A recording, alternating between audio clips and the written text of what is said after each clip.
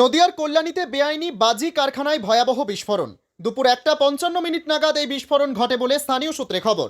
বিস্ফোরণে বেশ কয়েকটি দেহ ছিন্ন ভিন্ন হয়ে পড়ে থাকতে দেখা যায়। ঘটনায় মৃতের সংখ্যা এখনো পর্যন্ত 4 জন, এদের মধ্যে 2 জন মহিলা রয়েছে।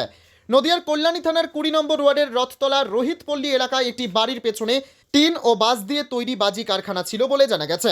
গোটা এলাকাটি ঘিঞ্জি হওয়ায় দমকল কর্মীরা ঠিকমতো পৌঁছতে পারছিল না। এখনো পর্যন্ত মৃতের সংখ্যা মোট 4 জন, এদের মধ্যে 2 জন মহিলা রয়েছে।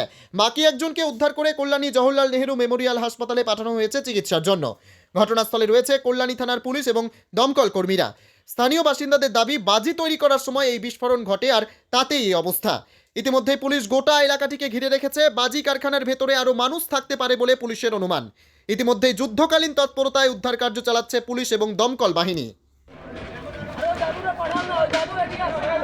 अरे आप ये देखिए আপনি চলুন আপনি জানেন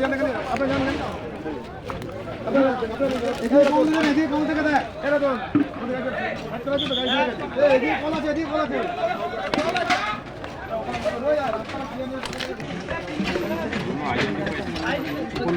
এই কিছুর মধ্যে যা